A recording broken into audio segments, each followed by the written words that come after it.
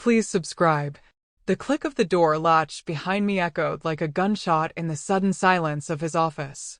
Julian Vance's domain was all sharp angles, polished chrome, and floor-to-ceiling windows overlooking a city that seemed to pulse indifferently below.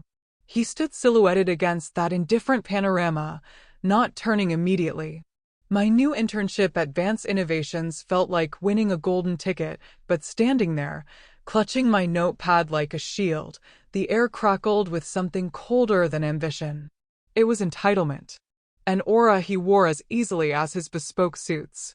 "Miss Evans," he finally said, his voice smooth as aged whiskey but devoid of warmth. He turned, his gaze sweeping over me with a detached assessment that made my skin prickle. "Punctual. Good. Let's discuss the Henderson file." We talked figures, projections, strategies. His mind was undeniably brilliant, a scalpel dissecting complex problems. But his eyes, they didn't meet mine. They lingered on the curve of my shoulder, the fall of my hair, the modest pencil skirt I'd chosen carefully for my first solo meeting. It wasn't admiration, it was appraisal. Like I was a piece of office equipment he was considering the utility of. As I leaned forward slightly to point out a discrepancy in the spreadsheet on his tablet, it happened. Fast. Brutal. A hand, not on my arm, not guiding, but hooking into the waistband of my skirt at the back and yanking down, hard and sharp. The fabric pulled around my ankles before my brain could even process the violation. The cool office air hit my exposed legs like a slap. Time fractured. My gasp choked in my throat. Humiliation, scalding and immediate, flooded me, followed by a surge of pure, icy rage. He didn't leer. He didn't smirk. He just looked bored, annoyed almost, as if my reaction was an inconvenience. "Needed to see the line of that blouse," he stated flatly, already turning back to the tablet as if nothing of consequence had occurred. "Considering it for the new admin uniforms. Stand up straight." The sheer, casual brutality of it, the utter disregard for my personhood, froze the scream building in my chest. My body moved on autopilot. I wrenched the skirt back up, my fingers trembling violently on the zipper. Tears burned, but I refused to let them fall. Not here. Not for him. Without a word, without looking at him, I turned on shaking legs and walked out. The door clicked shut again, a gentler sound this time, sealing the horror inside. I didn't quit. Fury, cold and hard, settled in my bones. Quitting meant he won. Meant he could do it to someone else. I reported it to HR. The process was glacial, shrouded in whispers and veiled threats about misunderstandings and high-value executives. Julian Vance barely acknowledged it, moving through the office with the same detached arrogance. My days became a minefield. I avoided his floor, perfected the art of invisible efficiency, and nurtured the ember of defiance within me. I wouldn't let him break me. The change, when it began, was imperceptible to everyone but me. It started weeks later, after the HR investigation concluded with a meaningless sensitivity training mandate for him. I was collating reports late one evening in a deserted annex office when he walked in, looking for a specific archived file. He stopped short, seeing me. For the first time, I didn't see boredom or appraisal in his eyes. I saw discomfort, a flicker of something unfamiliar. "Miss Evans," he began, his voice lacking its usual command. He cleared his throat. "You're working late." "Yes, Mr. Vance," I replied, my voice steady, my gaze meeting his directly, refusing to flinch. I held the space, forcing him to acknowledge my presence, my humanity. He didn't leave immediately. He hovered, an uncharacteristic hesitation in his posture. "The Henderson account," he said abruptly. "Your notes, they were precise. Saved us considerable rework." It wasn't an apology. It was a statement of fact. But the acknowledgement, however clinical, was unprecedented. He left without another word. That tiny crack in his facade became my foothold. I didn't seek him out, but I stopped running. When our paths inevitably crossed in meetings or corridors, I was unwaveringly professional, impeccably prepared, and utterly unafraid. I met his gaze. I spoke clearly. I existed in his space with a quiet, undeniable dignity he couldn't ignore. Slowly, almost grudgingly, he began to engage. He'd ask for my opinion on minor points, testing. My answers were always reasoned, insightful, delivered without a trace of the fear he'd once instilled. I saw the surprise in his eyes, then a dawning, reluctant respect. The predatory appraisal faded, replaced by a watchful curiosity. One rainy Thursday, he found me struggling with a jammed copier in a deserted hallway. I was wrestling with paper trays, frustration mounting. Without a word, he stepped forward, not crowding me, but taking the heavy tray from my hands. His fingers brushed mine, a fleeting, accidental contact. We both froze. It wasn't the violating grab from before, it was just skin on skin.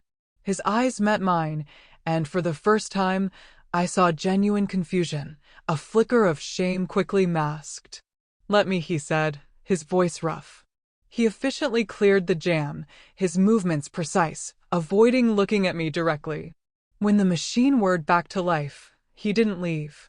He stood there, rainwater glistening on his dark coat, looking less like the untouchable CEO and more like a man adrift. "Why?" The word escaped me, quiet but echoing in the empty corridor.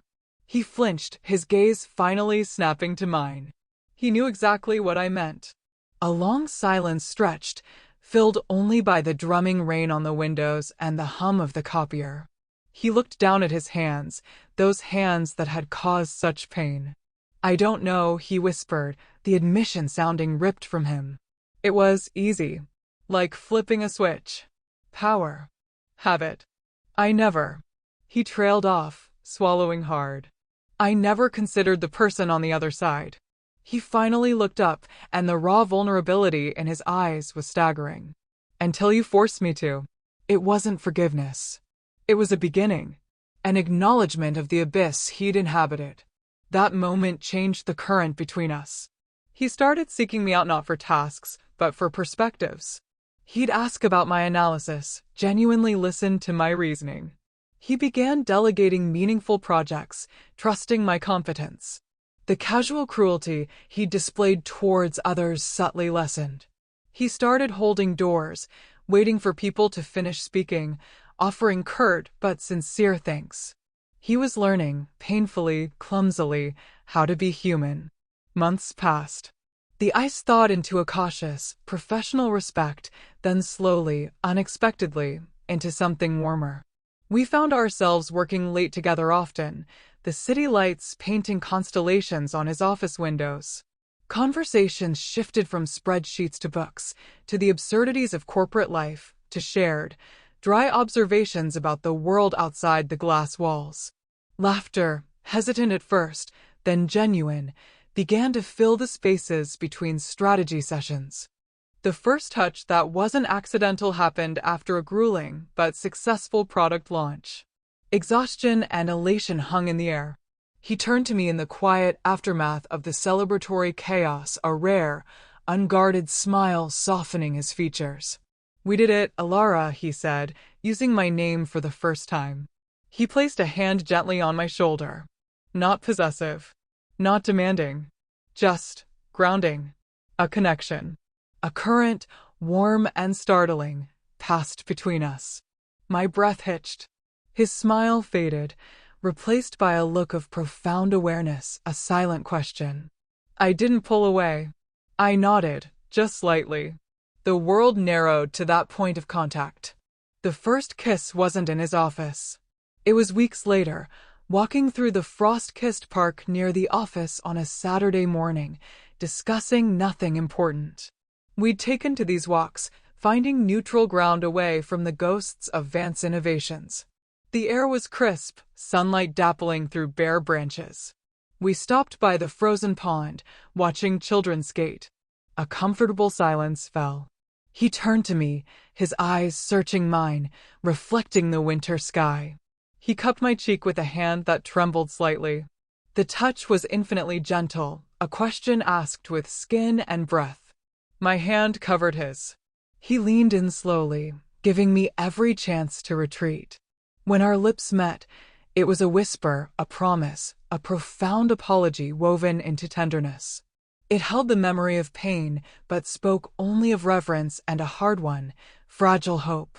Snow began to fall, soft flakes catching in his dark hair, as we stood there, two people learning a new language. Julian's transformation wasn't overnight, nor was it solely my doing. I didn't fix him. I held up a mirror, forced him to see the ugliness he'd normalized, and then, against all odds, offered him a path out. He chose to walk it, stumbling often. He sought therapy. He made amends, quietly and sincerely, to others he'd wronged.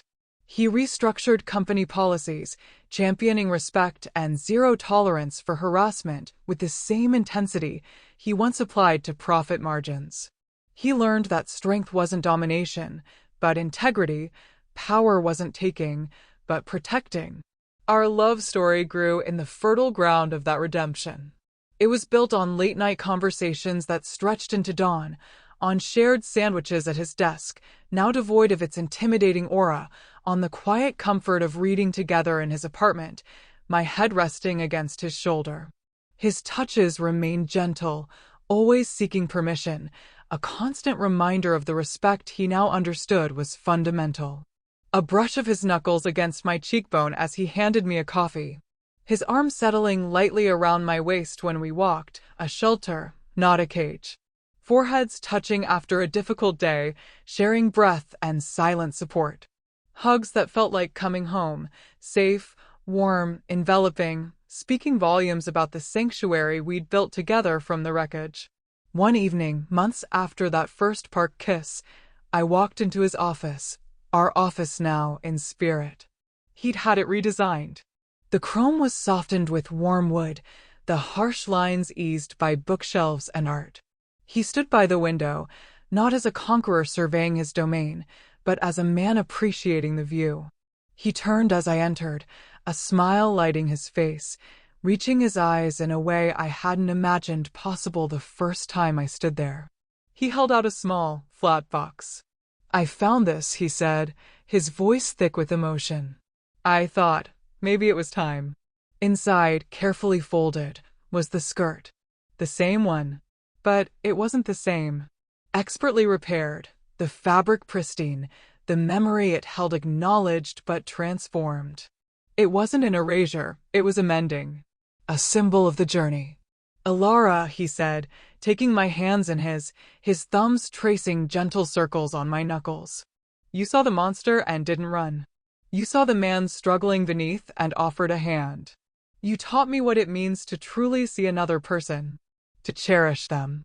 He lifted my hand, pressing a kiss to my palm, a gesture so tender it brought tears to my eyes. "This," he whispered against my skin, his gaze holding mine with unwavering love and profound gratitude, "this gentleness, this respect, it's the greatest gift. It's everything." He pulled me into an embrace. Not to possess, but to protect. Not to diminish, but to cherish. His arms around me were strong yet yielding, his heartbeat steady against my ear. Outside, the city lights glittered, indifferent no longer, but witnessing a quiet miracle. He had pulled down my skirt in this room, seeking to diminish to use. Now he held me close, his touch a vow, his love a testament to the incredible, heart-touching power of redemption and the profound beauty of a gentleness hard won. In his arms, surrounded by the warmth of the mended space and the mended man I knew. Love wasn't about forgetting the darkness, it was about choosing, every single day, to build something beautiful in its wake, together.